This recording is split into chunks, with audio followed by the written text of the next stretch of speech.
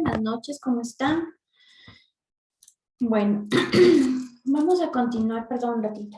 Voy a comer un caramelo de menta si no se me seca la garganta. Bueno, chicos, vamos a continuar con la clase de negociación internacional, ¿sí? Y el día de hoy vamos a ver dos temas muy importantes, que son el tipo de negociación, porque es importante, sí, saber en qué tipo de negociación nos encontramos, la misma que puede presentarse diferentes tipos de negociaciones como un proceso también, ¿sí? Estas se pueden considerar también etapas de las negociaciones. Entonces, en base a la actitud que toman las partes, se puede identificar las siguientes clases o tipos de negociaciones que tenemos, perdón, la negociación de confrontación, la de subordinación, inacción, colaborativas y razonadas. Mientras más acuerdo exista de las partes, mientras más enfoque a una solución, mientras más la búsqueda de un ganar-ganar exista, vamos a hablar de una negociación colaborativa y razonada. Mientras exista más el tema de que una de las partes tiene más poder sobre otra y sus intereses pesan más que los intereses de la otra y sus argumentos incluso pueden pesar más, estamos hablando de una negociación de confrontación, ¿sí? Entonces vamos a ir revisando una por una.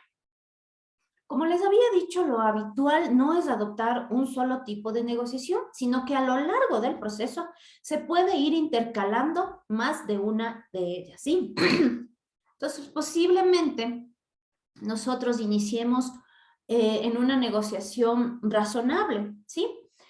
Pero a medida que va fluyendo la negociación, vamos viendo la actitud de la otra parte, ¿sí? Podemos nosotros cambiar tal vez a una negociación de confrontación, ¿sí?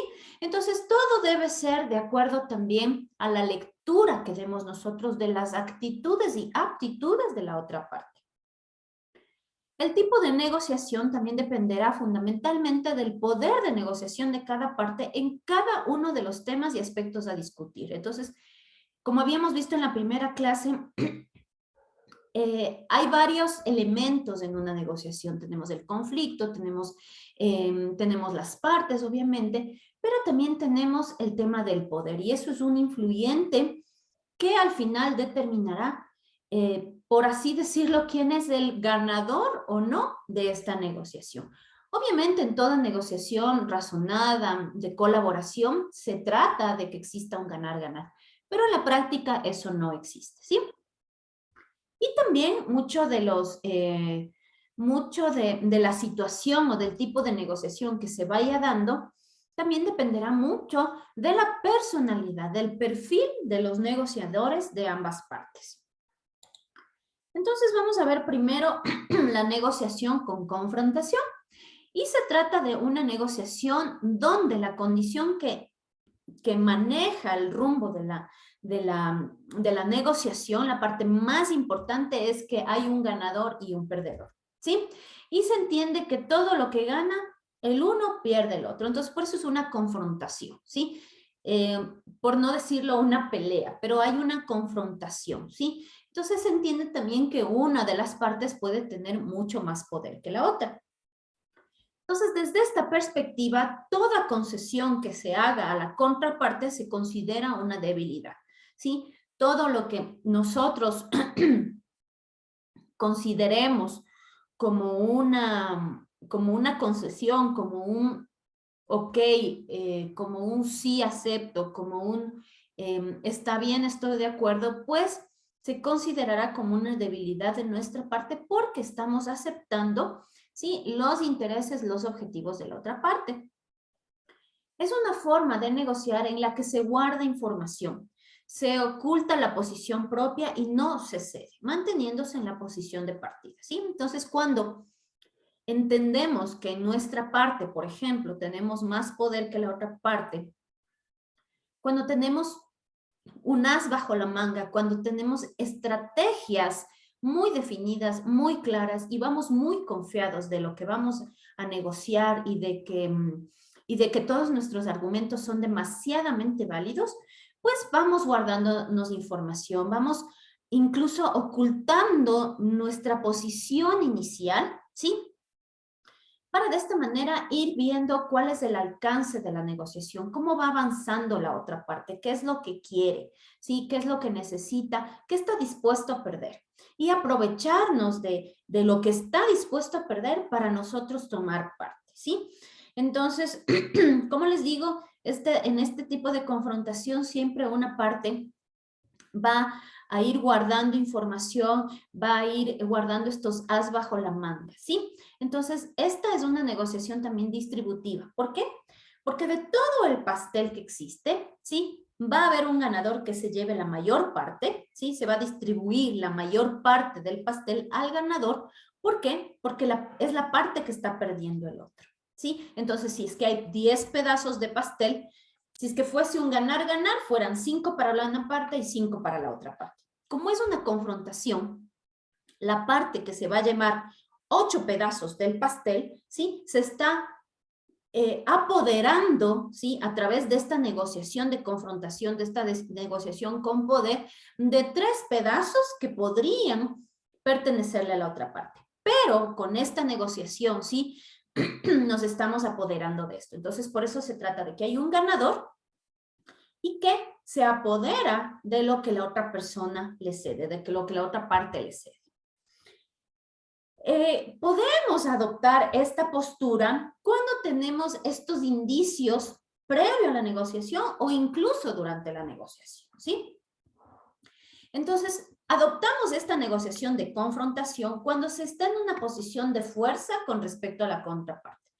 Fuerza entendida en el tema del poder, ¿sí? Poder de negociación, que el poder de una empresa o de una parte negociadora se otorga o se gana por muchas razones, ¿sí? Imagen, poder económico, poder político, poder social, ¿sí? En el tema comercial, como estamos hablando de negociaciones internacionales, tiene mucho que ver la imagen, el poder comercial que puedan tener, ¿sí? El estatus a nivel internacional, el número de distribuidores que tengan a nivel nacional, no sé, de puntos de distribución, de tamaños del cliente, del tamaño de la empresa, ¿sí? Entonces, eso nos puede dar una idea de que si nosotros tenemos la suficiente fuerza o poder, podemos nosotros hablar de una negociación de confrontación.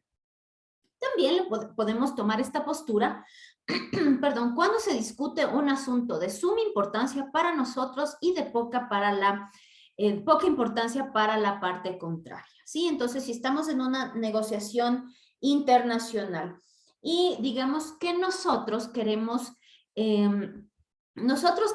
importar un producto, ¿sí? Un producto de China y queremos que nosotros ser los distribuidores exclusivos de ese producto que vamos a importar y pedimos que nos envíen con marca blanca, es decir, que venga sin ninguna marca. ¿Para qué? Para nosotros poner nuestra marca aquí, ¿sí? Para nosotros ese es un tema de mucha importancia porque sabemos que es un producto exclusivo, que nadie lo vende aquí en el Ecuador, entonces para nosotros salir al mercado con ese producto, con nuestra propia marca, es un punto, un aspecto de suma importancia. Mientras que posiblemente para el fabricante chino, ¿sí? Sea de poca relevancia. Para él le da lo mismo poner su marca o mandarnos el producto con marca blanca. Entonces, cuando tenemos estas posiciones, estos objetivos o estos aspectos que para el uno resulta poco importante y para la otra parte muy importante, pues iniciamos ya con confrontación. Enseguida es, necesito esto, me das y punto. Y la otra parte va a ceder, ¿sí? Porque no le interesa, no le importa. Se decide adoptar también una posición que no es flexible, que es de confrontación, en un momento determinado de la negociación, ya que no afectará de forma crítica la relación de largo plazo, ¿sí? Entonces, en este tipo de negociaciones de confrontación, pues primero la podemos tomar cuando, uno, no nos interesa una relación de largo plazo con la otra empresa, o cuando sí nos interesa, pero esta relación de largo plazo no se ve afectada. Entonces, volvamos a este tema de la marca blanca. Digamos que ya hemos estado comprando algunos productos de esta empresa y hemos decidido que a partir de este producto necesitamos que venga con nuestra marca. ¿Ok? Entonces, y realmente es una posición inflexible. No vamos a seguir comprando si no nos maneja nuestra marca. ¿Sí? Entonces, como sabemos que es de poca importancia para la otra parte y que no va a afectar a nuestra relación, ¿sí? Entonces nos volvemos inflexibles. Decimos, queremos porque queremos y se hace porque se hace, ¿sí? Es una forma de ir con una posición que no va a tener una cesión. Es decir, que se debe hacer porque se debe hacer. Y además vamos con una negociación con confrontación cuando disponemos de poco tiempo para resolver un determinado conflicto, ¿sí? Entonces, digamos, volvamos a este ejemplo de la marca blanca. Digamos que ya. Digamos que nuestro proveedor en China nos dice que no podemos hacerlo, por ejemplo, que el embarque sale en 2 semanas y que en esas 2 semanas ellos no pueden hacerlo, ¿sí? Entonces, en esa parte, nosotros tenemos que resolver el tema muy rápido, ¿sí? Entonces, ellos en esta parte ya vienen con la negociación, con confrontación. ¿Por qué? Porque nos dicen, mira, necesitamos resolver esto rápido, yo en 2 semanas te embarco y para la próxima te envío el despacho con tu marca, pero ahorita no. Entonces, ¿quieres? Tómalo o déjalo. En cambio, ellos pueden cambiar de posición, ¿sí? Porque tienen muy poco tiempo y nosotros ya necesitamos el producto. Entonces, se necesita resolver ese problema. Entonces, es el tema de la confrontación, ¿sí? Entonces, es inflexible totalmente. Tenemos otra negociación, ¿sí? Que es la subordinada. Y esta es una forma de negociar, ¿sí? En la que se subordinan nuestros intereses a los de la contraparte y es habitual en las siguientes situaciones. Estamos en un callejón sin salida o en un conflicto del que queremos salir con cierta urgencia, ¿sí? Entonces, por ejemplo, volviendo al tema de la marca blanca, o por ejemplo, digamos ahora para cambiar un poco, el tema de las rosas, ¿sí? Digamos que tenemos que enviamos un embarque de rosas muy grandes a un cliente en Estados Unidos, ¿sí? Y el cliente, enviamos 100 cajas. De las 100 cajas, 50 salieron mal. La calidad de la flor estaba mala y el cliente dice, mira, yo no te voy a pagar el 50%. ¿Aceptas que te pague el 50%? Si aceptas que te pague el 50%, yo mañana te pago, ¿sí? Y nosotros necesitamos liquidez porque la flor salió hace una semana, entonces sería muy bueno que nos pague en una semana, ¿sí? Entonces, como necesitamos liquidez, necesitamos, y estamos en un callejón sin salida, ¿sí? Entonces, necesitamos resolverlo. Entonces, nuestros intereses se van a subordinar a los de la otra parte. Entonces decimos, ok, págame el 50% el día de mañana, ¿sí? Entonces, necesitamos urgente, necesitamos resolverlo, aceptamos. Entonces, nuestros intereses se subordinan a los de la otra parte. La contraparte no puede realizar determinada concesión, pero nosotros sí. Digamos que de igual forma de rosas, digamos que un cliente nos dice que nos quiere pagar, en rosas se maneja el precio por tallo. Entonces, digamos que un cliente es una época de ventas bajas y un cliente nos quiere pagar 20 centavos el tallo y nosotros decimos, no, tiene que costar 25. Nosotros sabemos que nuestro costo de producción es de 19 centavos, ¿sí? Es decir, que ganaría, si es que le vendemos a 20 centavos, la ganancia por tallo sería de 1 centavo. Entonces seguimos y seguimos y al final el cliente dice, no, no puedo pagarte más de 20 centavos. Pero nosotros sabemos que hay ventas bajas, que es una temporada baja, que si no vendo eso hoy o mañana, tengo que dar de baja la flor porque es un producto perecible y voy a botarla. Entonces, Como sé que mi costo de producción es 19 y solo voy a ganar un centavo, pero prefiero ganar un centavo a perder toda la flor, entonces yo puedo ceder. Yo puedo subordinar mis intereses con respecto a los de la otra parte, ¿sí? Porque él no puede, definitivamente, él no le van a pagar un centavo más tampoco sus clientes, o el consumidor final o la floristería, entonces a mí tampoco me va a pagar más. Pero yo sí puedo, ¿sí? Entonces, nuevamente, subordino o cedo mis objetivos para que la otra parte gane. Y también puede darse el caso de que simplemente el poder negociación de la contraparte es superior al nuestro, ¿sí? Entonces, volvamos al caso de las rosas. Viene un cliente o un mayorista de los más grandes de Estados Unidos y me dice, mira, te voy a comprar 1000 cajas de rosas, pero te voy a pagar 20 centavos. Entonces tú le dices que no. Digamos que no es temporada baja, digamos que es una temporada normal de ventas y que aún tienes tiempo de vender tu flor. Pero tú sabes que ese cliente, esas 1000 cajas, puede conseguirlas donde sea, porque es el mayorista más grande de flores en Estados Unidos, porque trabaja con todas las fincas en el Ecuador, entonces tú sabes que su poder de negociación es mucho más alto que el tuyo, ¿sí? Entonces terminas cediendo, porque sabes que si tú no lo das vas a perder esa venta y él va a conseguir ese producto en cualquier otro lado. Entonces, definitivamente te das cuenta de que su poder de negociación es mucho más alto que el tuyo, ¿sí? O que incluso te dice, ¿sabes qué? Generalmente en flores se maneja un crédito de 30 días, pero él te dice, ¿sabes qué? Yo te pago esa flor a una semana, ¿sí? Tiene un poder de negociación, que es la liquidez, ¿sí? Entonces, ese poder también hace que tú aceptes a, a los intereses y subordines tus propios intereses con los de la otra parte. El tercer tipo de negociación es la negociación con inacción, es decir, falta de acción. En este caso se trata de simplemente no negociar, llegando a un punto en el que parece existir un conflicto insalvable.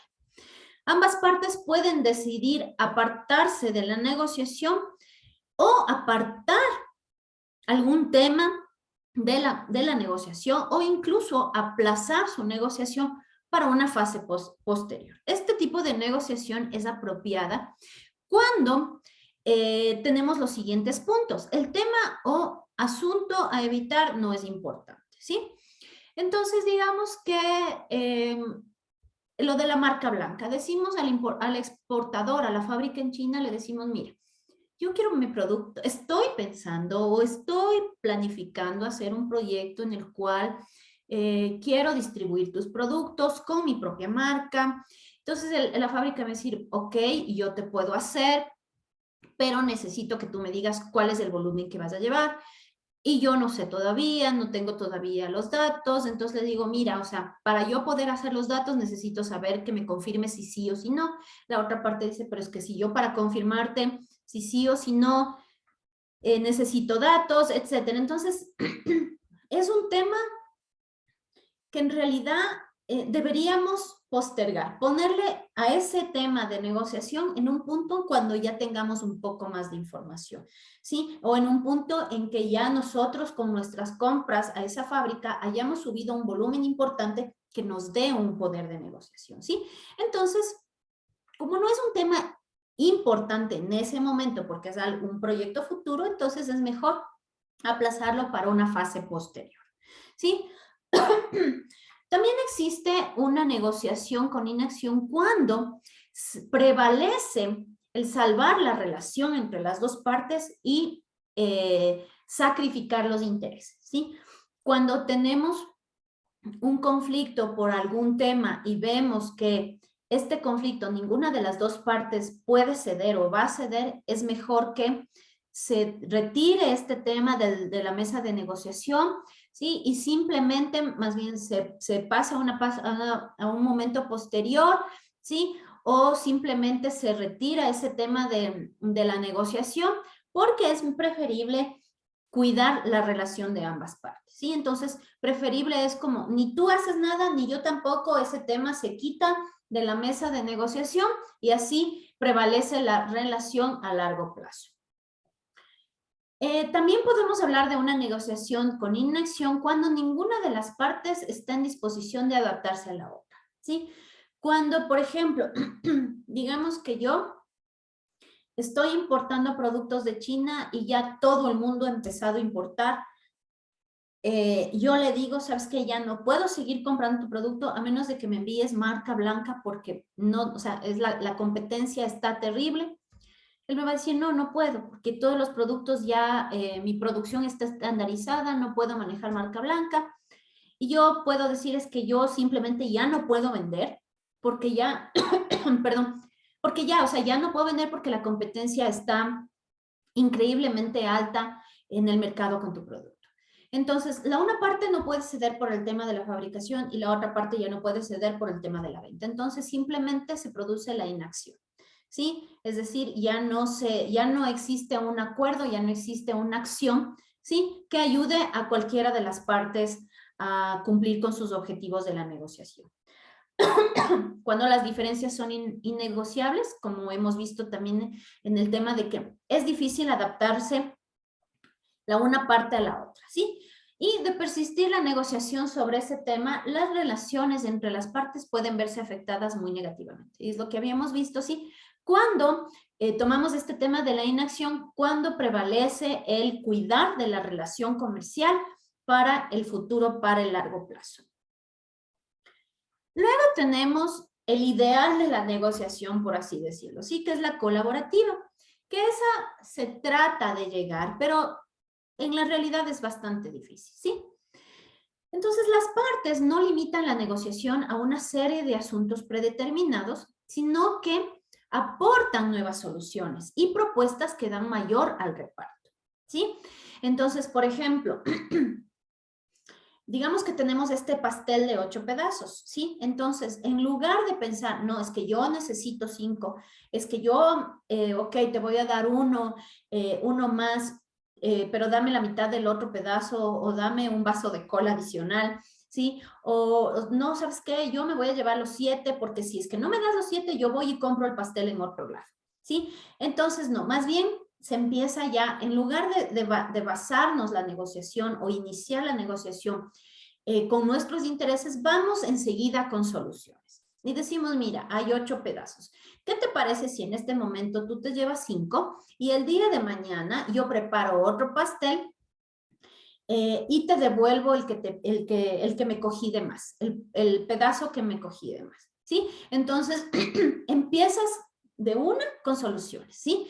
Entonces, las dos partes van dando propuestas para que el reparto, para que las dos partes salgan ganando, ¿sí?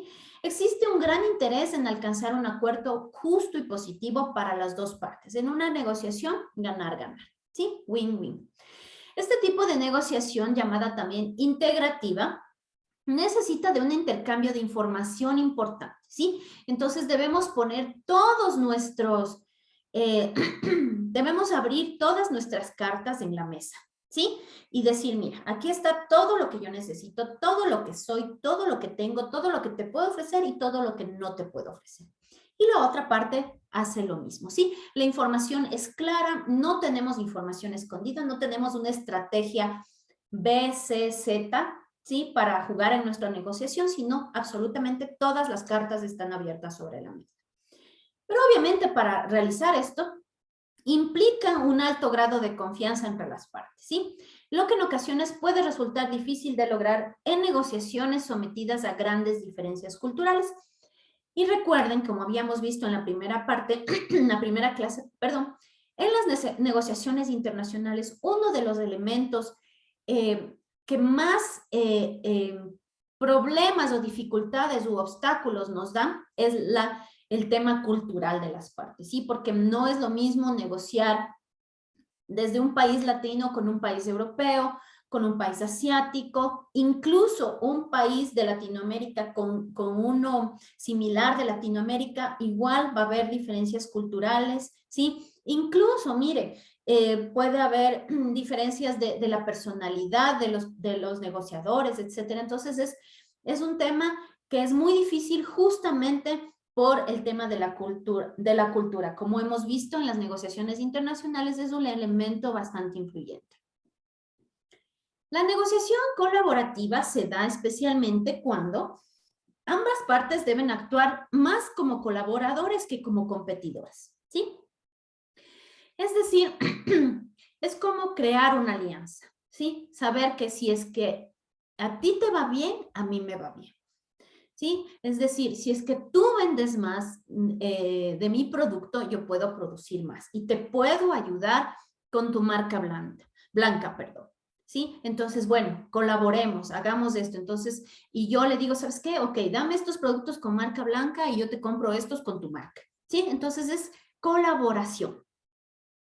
Existe reciprocidad equitativa en cuanto a propuestas y contrapropuestas, ¿sí? Entonces vamos viendo, ok, yo te pido esto y la otra parte me dice, sí, ok, ya, tú me das esto, en cambio yo te voy a dar esto. Mira, si es que tú me ayudas llevándome 100 cajas de flores el día de mañana,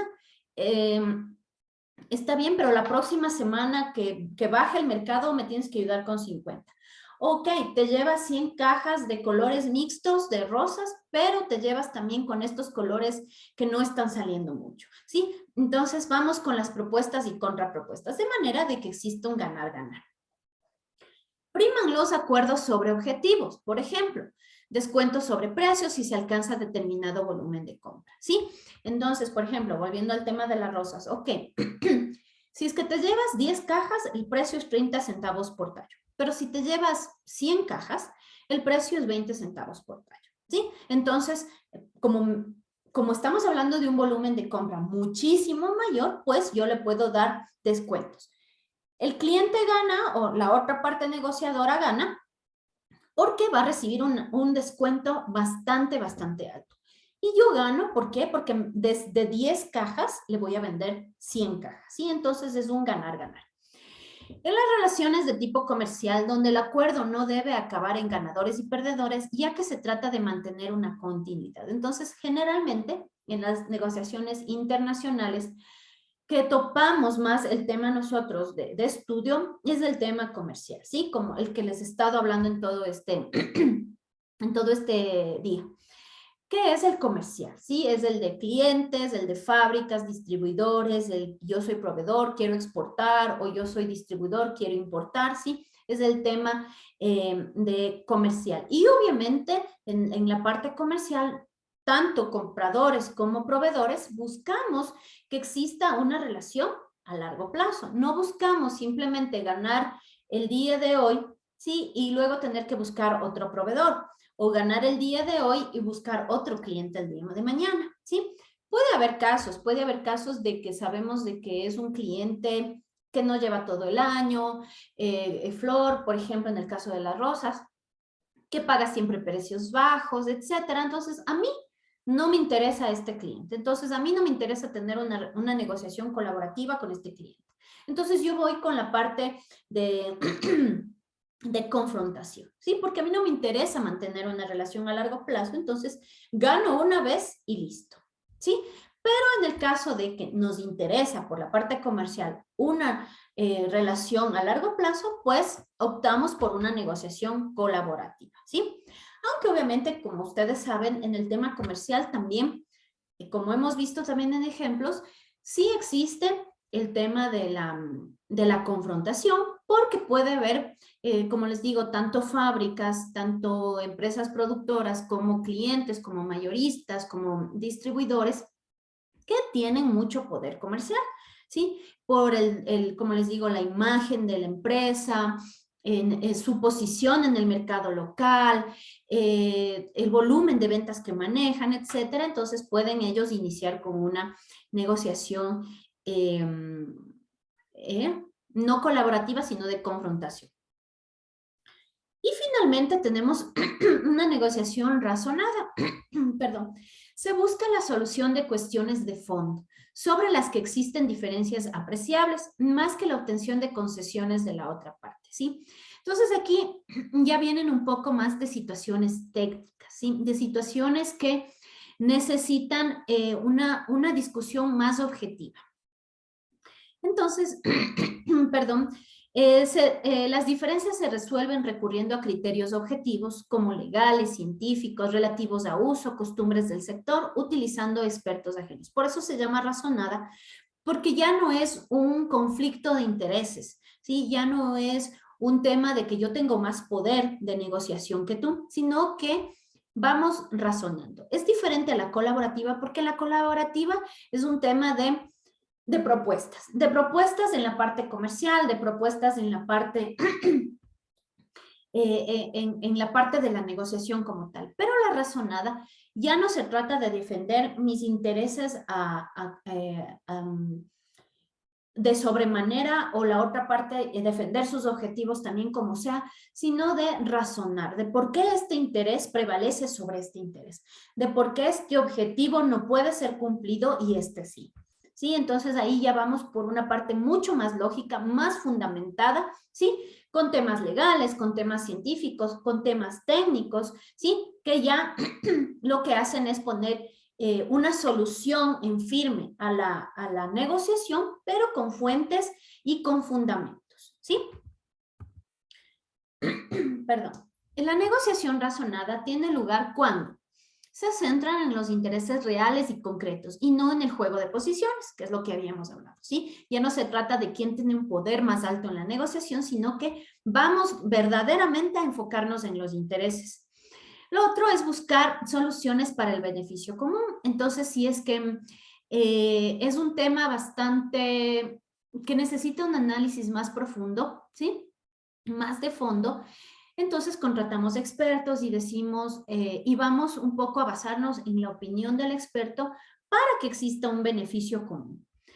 Examinan el problema desde puntos de vista diferentes. Entonces, también vamos a examinarlo, ok, la parte legal, ¿qué nos dice? ¿Qué nos dice la parte comercial? ¿Qué nos dice la parte técnica? Y por último, están abiertas y son creativas en las propuestas que se realicen, ¿sí? Entonces, las propuestas, como habíamos dicho, son propuestas con fundamentos, son lógicas, ¿sí? Son basadas incluso muchas veces en opiniones de expertos, entonces las partes están abiertas a aceptar estas propuestas. ¿Cuáles son los aspectos que se suelen negociar en, valga la redundancia, en las negociaciones internacionales? ¿Sí? Existen varios aspectos, pero entre los más importantes que se negocian entre las empresas, pues son la compra y venta internacional de productos, como habíamos dicho, por ejemplo, el caso de que yo quiero importar desde China o el caso de que yo estoy exportando flores a Estados Unidos, ¿sí? El otro es la prestación internacional de servicios. Entonces, perdón, por ejemplo, yo hago asesoría sobre marketing digital, ¿sí? Entonces es una prestación de servicios internacional y yo presto servicios a empresas internacionales que vienen o que quieren entrar al mercado ecuatoriano, ¿sí? Entonces es una prestación de servicios. O yo vendo un software y aparte del software doy actualizaciones, mantenimiento, entrenamiento, etcétera. También es una prestación de servicios internacional. ¿Por qué? Los clientes están en el exterior. Alianzas estratégicas también, ¿sí? Entonces, por ejemplo, yo quiero hacer una alianza estratégica, digamos que yo soy una productora de flores, yo tengo mi finca, quiero hacer una alianza estratégica con un cliente, el cliente quiere ser socio de mi empresa, quiere invertir en mi empresa, quiere que yo cultive ciertas variedades y él quiere llevarse el 50% de esas variedades, etcétera. Entonces ya es un tema de alianza. Ya no es solo el intercambio de dinero y de bienes. Y por último, acuerdos de intermediación con distribuidores y agentes comerciales. Entonces vamos a ir viendo qué se negocia en cada uno de ellos. Perdón. En las compraventas internacionales, el punto clave suele ser el precio. No obstante, cuando más compleja sea la negociación, menor será la importancia que se le atribuye al precio. Sí, entonces, por ejemplo, estamos hablando de las rosas, de las flores, generalmente en ese tema de exportación. Uno de los principales temas de negociación es el precio, ¿sí? Porque hay mucha competencia, no solo local, no solo ecuatoriana, sino que también tenemos competencia de otros países como Kenia, como Colombia, que es nuestro vecino, como Holanda, incluso producción local mismo en Estados Unidos. Entonces, es un punto muy importante, ¿sí? Y estamos hablando de este intercambio de compra y ventas internacionales. Pero digamos que yo he desarrollado un software, ¿sí? Entonces, en ese software ya es un producto como tal, ¿sí? Es una licencia que yo estoy vendiendo y es un tema ya mucho más complejo, es un tema más técnico, más tecnológico, con ciertas mejoras, etcétera. Entonces, posiblemente el precio no sea un tema de negociación, sino las características del producto, ¿sí? Entonces, ese es, por ejemplo, una diferencia. Por ejemplo, cuando se negocia la prestación de servicios, digamos, el mismo caso del software. El software como tal, pues es un producto, es una licencia que yo le doy. Pero ¿qué pasa si es que el software requiere que yo capacite a su personal, que yo haga mantenimiento de su sistema, que yo saque respaldos, que yo vaya haciendo actualizaciones del sistema, etcétera? Entonces, el cliente extranjero suele valorar sobre todo la fiabilidad de la propuesta, ¿sí? Y que quede bien definida en cláusulas. Es decir, tú me tienes que actualizar el programa cada 6 meses, me tienes que dar respaldos cada semana. Me tienes que ayudar capacitando a todo el personal de mi empresa en estas fechas, ¿sí? Entonces, esos son los puntos básicos que se deben negociar cuando hablamos de la prestación de servicios. Cuando hablamos de acuerdos con agentes y distribuidores internacionales, el aspecto determinante de la negociación suele ser la exclusividad territorial. ¿Qué concede la empresa extranjera para que estos intermediarios le representen en un territorio concreto? Les voy a dar un ejemplo. Por ejemplo, aquí hay una finca de rosas que realizan flores preservadas. Perdón que les tope tanto lo de rosas, pero yo tengo mucha experiencia en ese tema, entonces lo manejo bastante bien y así les doy casos reales. Entonces, esta finca de rosas tiene sus productos son rosas preservadas, es decir, eternas que les llaman, que duran mucho más. Entonces, esta empresa lo que hizo es buscar un distribuidor en Holanda que se encargue de manejar su marca en Europa. ¿Sí? Entonces, ese es el tipo de negociación que realiza. Entonces, si una empresa, por ejemplo, este cliente, este distribuidor se encuentra en Holanda. Si es que una empresa en Suiza quiere comprar, no va a llamar directamente a la finca, va a llamar a su distribuidor exclusivo en Europa que se encuentra en Holanda. Lo mismo si un cliente en Alemania, en España, en Portugal, etcétera. ¿Sí? Entonces se trata de exclusividad. Ahora, un cliente en Estados Unidos quiere ese producto, ya puede llamar directamente a la finca porque no existe una exclusividad territorial en ese punto. ¿Sí? Pero para eso el negociador extranjero deberá preparar muy bien su posición con respecto a si va a conceder exclusividad territorial y en qué condiciones. Ahora, la finca obviamente le dijo, mira, pero para yo darte exclusividad, tú me tienes que llevar toda mi producción o el 70% o el 50% y todo lo que yo tenga, etcétera. ¿Sí? Entonces, obviamente, es el tema de yo te doy exclusividad, tú vas a tener mi marca, es un excelente producto, pero me llevas tanto de mi producción, me pagas así, me pagas este precio, etcétera. Entonces ahí existe la negociación. Y cuando hablamos de negociación internacional de alianzas estratégicas, pues ya es uno de los aspectos a negociar internacionalmente mucho más complejo, ¿sí? Porque además en estas negociaciones ya suelen intervenir consultores, despachos de abogados que actúan también como asesores en la redacción y puesta en marcha de estos acuerdos, ¿sí?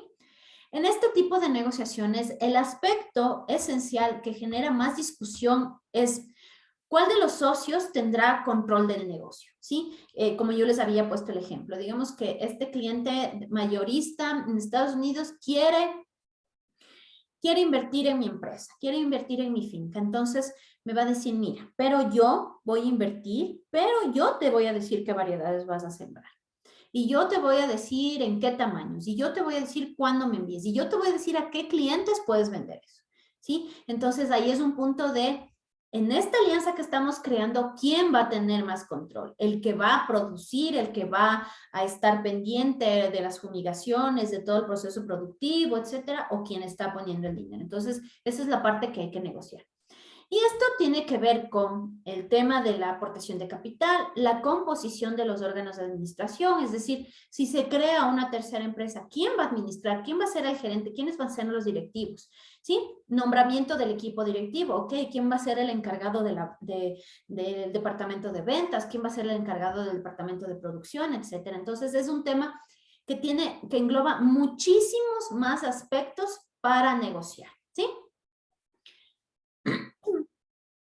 Independientemente de la complejidad de cada uno de estos acuerdos o que pueda representar alguno de estos acuerdos, siempre se podrán descomponer en una serie de aspectos que habrá que negociar de forma individualizada, ¿sí? Entonces, muchas veces en una negociación se puede tener incluso todos estos acuerdos, ¿sí? Por ejemplo, en el tema del software que les digo. Entonces, se puede hacer el tema de la licencia como tal, que es el producto, la asesoría, la capacitación, el mantenimiento, los respaldos, etcétera, que es la prestación de servicios, ¿sí?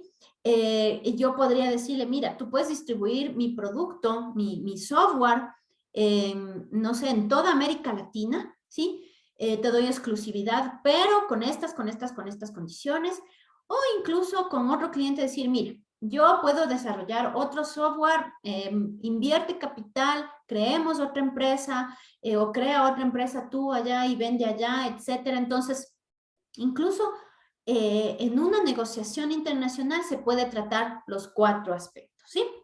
Un buen negociador sabrá identificar cada uno de estos aspectos y lo que es más importante, determinar cuál de ellos es el más decisivo, dependiendo de las circunstancias en las que se negocie, ¿sí? Entonces debemos ver si es que en el tema del software, por ejemplo, cuál de estos 4 aspectos va a ser el decisivo. Posiblemente el de la alianza estratégica, ¿sí? Posiblemente yo puedo decirle, mira, creamos una empresa, es más, yo te doy el software gratis, te doy el mantenimiento así, así, así, con estos precios, y tú vas a ser el distribuidor con esta empresa que los dos vamos a crear, tú vas a ser el distribuidor para América Latina, ¿sí? Entonces, debemos diferenciar cuál es el aspecto más influyente en toda la negociación, más decisivo, más importante, ¿sí? Vamos a identificar algunos de los puntos que se topan en, por ejemplo, la compra y venta de productos. Aquí son algunos elementos que se van a negociar. Tipo y gama de producto, calidad, cantidad, condiciones de entrega, el precio, como habíamos dicho, que es lo más importante en la mayoría de casos, condiciones y medios de pago, plazos de entrega y garantías. En las prestaciones de servicio van las obligaciones del prestador de servicios, obligaciones del cliente, precios en tema honorarios, subcontratación, si es que yo quiero capacitar, por ejemplo, en el software, necesito contratar otras personas que me ayuden porque solito no me avanzo, modificaciones o ampliaciones del servicio, personalización, penalizaciones por retraso, etc. En lo que son acuerdos con distribuidores y agentes comerciales, tenemos primero el de la exclusividad territorial, objetivos comerciales, gama de productos, en qué área geográfica van a estar, condiciones de entrega y pago, qué precios y descuentos, eso también es un tema importante, el tema del descuento, intercambios de información, pactos de no competencia, duración y causas de extinción del contrato. Y por último, en alianzas estratégicas, algunos aspectos que se negocian son delimitación de productos, servicios, mercados y clientes, las aportaciones de cada socio, la valoración de activos que cada socio, que cada parte va a otorgar, composición de los organismos de administración, como habíamos dicho, quién va a ser el gerente, quién va a ser el jefe de ventas, etcétera, cómo se va a tomar las decisiones, el nombramiento de puestos directivos y el control del negocio. Cuando tenemos los conflictos que habíamos hablado en la primera clase, pues los negocios en el ámbito internacional inician por lo general y van cambiando poco a poco, ¿sí? Entonces, estos mecanismos de resolución del conflicto empiezan con entusiasmo objetivos comunes y expectativas de beneficios a corto, mediano y largo plazo. Pero en ciertas situaciones del mercado, las diferencias culturales o la simple separación de objetivos inicialmente comunes pueden conducir a disputas. Entonces, en la realidad, inician con entusiasmo, que tenemos objetivos comunes, que queremos vender más, que queremos ganar participación en el mercado, etcétera, y que tenemos expectativas de beneficios, ¿sí? Pero obviamente por todas las diferencias que hemos visto, por todos estos elementos que influyen en la negociación, pues pueden apartarse de la realidad. Por ello, existen mecanismos para resolución de conflictos, es decir, cuando ya las partes no han podido llegar a un acuerdo, cuando el conflicto ha pesado más que la negociación como tal, pues tenemos este tipo de mecanismos. Primero va los procedimientos judiciales, que ya son las instancias legales, la mediación y el arbitraje. Los procedimientos judiciales, primero, no sabemos qué duración pueden tener, ¿sí? Y ello es consecuencia del sistema de recursos que permita cuestionarse la valoración jurídica realizada por un juez ante errores materiales o interpretativos, ¿sí? Entonces, cuando ya debe existir una interpretación de un contrato, por ejemplo, cuando ya necesitamos que legalmente un juez indique qué parte gana y qué parte pierde, pues ya vamos a estos procedimientos judiciales.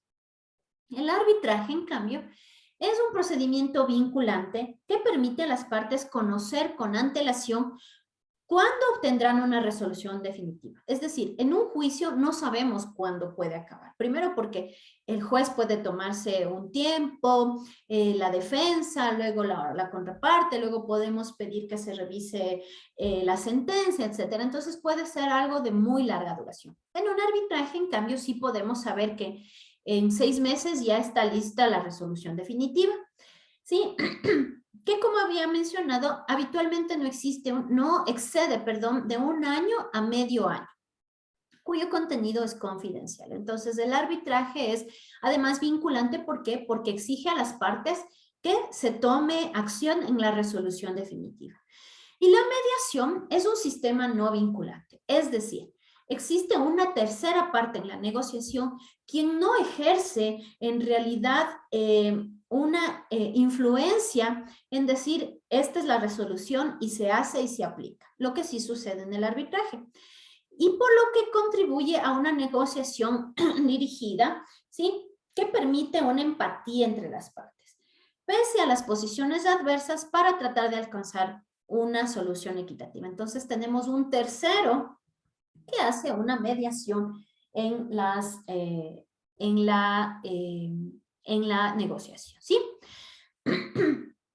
Es importante que cuando iniciemos una relación comercial, el modo, ya establezcamos cuál va a ser el modo de resolver conflictos hipotéticos. Así que es básico analizar desde el inicio los pros y los contras de cada uno de los mecanismos de solución de conflictos. Como vemos, la mediación no es vinculante, es decir, no es tajante, no nos da una resolución definitiva al problema. Y la parte judicial, en cambio, es larga, es costosa, etcétera, ¿sí?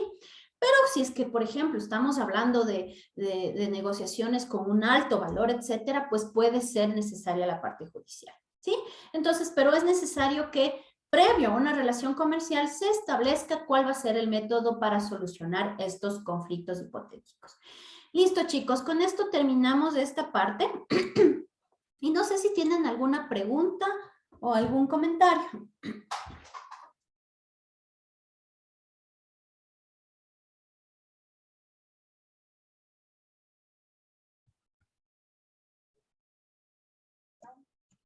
Yo, sí, ingeniera, tengo una pregunta. En estos casos de negociación, ¿puede haber también o una tercera persona, por decirlo, un mediador, cuando las dos partes no se comprenden o no se entienden? Sí, claro. Miren, por ejemplo, en lo que pasó con el paro, si bien es cierto, estamos hablando de una negociación nacional, no es internacional, pero ¿qué pasó con el paro? ¿Sí? La Iglesia Católica, digamos así, fungió de mediación, ¿sí? para que el gobierno y el grupo indígena pueda llegar a un acuerdo, ¿sí? Entonces es una mediación, es quien va un poco controlando el ánimo en una negociación. Entonces sí, si es que de principio ustedes creen que puede haber un conflicto, ¿sí? Es bueno contar con un mediador ya de inicio. Y adicional, alguna sanción, digamos, por ejemplo, si entre las partes llegan a una negociación y cualquiera de las dos partes incumple, eso se puede poner en un contrato o algo para cobrar esa, no sé, esa cláusula. Sí, claro que sí, claro que sí. Ahora, la forma de legalizar un contrato va a depender del país con el que tú estés negociando también. Pero sí, en un contrato tú puedes hablar de penalizaciones en caso de incumplimiento. Listo, muchas gracias. Listo, Armando. No sé si alguien más tiene...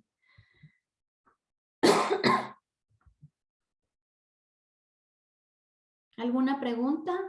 ¿Algún comentario?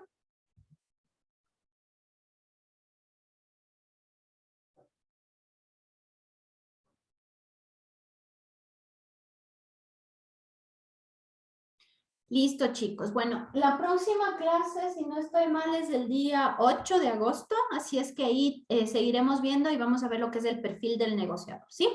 Entonces, bueno, me despido, que tengan un buen fin de semana y nos vemos en la próxima clase. Gracias, ingeniera. Buenas Que noches. estén muy bien, hasta luego.